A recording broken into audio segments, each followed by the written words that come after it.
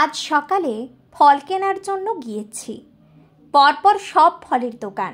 ফলের দোকানগুলোর পাশেই ট্রলি ভ্যানে এক বয়স্কা মহিলাও ফল বিক্রি করেন। আমি মাঝে মধ্যে ওনার থেকে ফল কিনি। যখন যে ফলটা পান সেটাই বিক্রি করেন। এই তো কদিন আগে শুধু কমলা লেবুই বিক্রি করছিলেন, কখনো বা পেয়ারাও বিক্রি করেন। তবে আজ দেখলাম আপেল বিক্রি করছেন। আমি সামনে যেতেই বললেন, খুব মিষ্টি আপেল, 200 টাকা কেজি দরে বিক্রি করছি বাপ।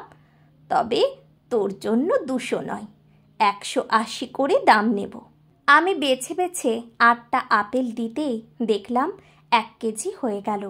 ওজন করতে করতে খুব আক্ষেপের সুরেই বললেন, এই কটা আপেল বিক্রি করলে সারাদিনে 70 কি 80 টাকা লাভ হবে, তবুও বিক্রি করতে হবে। পেটের জ্বালা বড় জ্বালা রে বাবা, 10 টাকা কেউ দেবে না।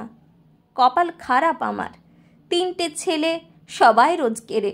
বড়টা অটো চালায়, মেজোটা কোম্পানির চাকরি করে, ছোটর ফলের দোকান।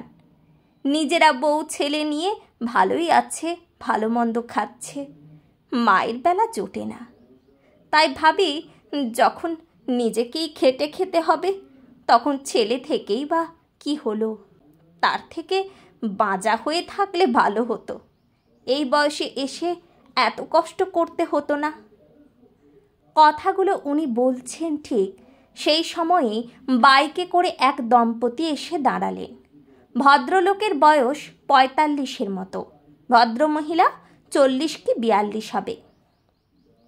আপেলের দাম জিজ্ঞেস করে মাত্র 3টে আপেল নিয়ে বললেন, এইগুলো ওজন করো মাসি। মাত্র 3টে? 1 কেজি নাও, একটু কম সম করে দাম নেব। ভদ্রমহিলা বললেন, 3টেই থাক, বেশি নেব না। আরে নাও না, মিষ্টি আপেল, এই দামে কেউ দেবে না। ছেলে মেয়েদের খাইয়ে দেখো, তারপর এসে বলবে।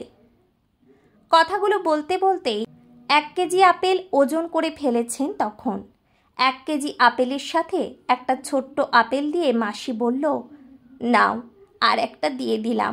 বাড়িতে গিয়ে ছেলে মেয়েকে বলো, এটা তোর ঠাকুমা খেতে দিয়েছে। 1 কেজি আপেল ওজন করেছে দেখে ভদ্রলোক বললেন, না গো মাসি, এতটা লাগবে না, ওই 3টেতে যা হয় তাই দাও। 3টে আপেল নিয়ে কি হবে? ছেলে মেয়েরা খাবে কি, আর তোমরাই বা কি খাবে? আরে মাসি, বাড়িতে আমরা 2টো লোক, বেশি নিয়েই বা কি করব? কথাটা শুনে ভ্রু কুচকে মাসি জিজ্ঞেস করে বসল, 2টো লোক, তার ছেলে মেয়ে? আমরা নিঃসন্তান, আমাদের ছেলে মেয়ে নেই। ভদ্রমহিলা পাশেই চুপ করে দাঁড়িয়েছিলেন। ভদ্রমহিলার দিকে এক ঝলক তাকিয়ে নিয়ে ফল বিক্রেতা মাসি বলল, জানতাম না, তাই বলে ফেলেছি, কিছু মনে করো না মা। আমাদের হাতে তো কিছু নেই, সবটাই ওপরওয়ালার ইচ্ছা। যতটুকু পাবে ওইটুকুই তোমার পাওনা, মনে কষ্ট পেও না মা। ভদ্রলোক তখন ওয়াইফের দিকে তাকিয়ে বললেন, মিলল তো? দেখো, আমি এই কথাগুলোই তোমাকে প্রায় দিনই বলি, একদম কষ্ট পাবে না। ঈশ্বরের ওপরে তো আমাদের কারোর হাত নেই। যা পাইনি তা আমাদের ছিল না কখনো, যা পাচ্ছি, যা আছে, এটা নিয়ে খুশি থাকতে হবে। মাসি, কথাগুলো তুমি একদম খাঁটি বলেছ। 2জন মানুষকেই খুব কাছ থেকে দেখলাম, অবাক হচ্ছিলাম দুজনের কথা ভেবে। একজন পেয়েও চায় না, আরেকজন চেয়েও পায় না। 2জন মানুষের জীবনেই রয়েছে কষ্ট, রয়েছে আক্ষেপের বেদনা। আশ্চর্যের বিষয় হলো, একই জিনিস একজন পেয়ে আক্ষেপ করে বলছে, না পেলেই ভালো হতো। আরেকজন পায়নি বলেই বলছে, কেন পেলাম না। তবে ফল বিক্রেতা মাসি নিজের ভিতরকার দুঃখটা লুকিয়ে ফেলে কি সুন্দর করে কয়েকটা কথা সহজ করে বলে দিল। একজন দুঃখী তো অন্যের দুঃখ বুঝতে পারে, তাই না? ভাবুন তো, মানুষের জীবন কি বিচিত্র। আপনি হয়তো কোনো কিছু না পেয়ে আক্ষেপ করছেন, মনে মনে কষ্ট পাচ্ছেন।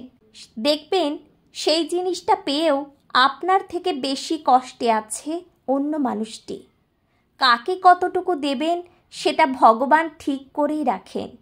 জীবনে যা আছে তা নিয়ে খুশি থাকতে হয়, যা নেই তা নিয়ে আক্ষেপ করতে গেলে সারা জীবন আক্ষেপেই থাকবে, তাতে আর ভালো থাকা হবে না।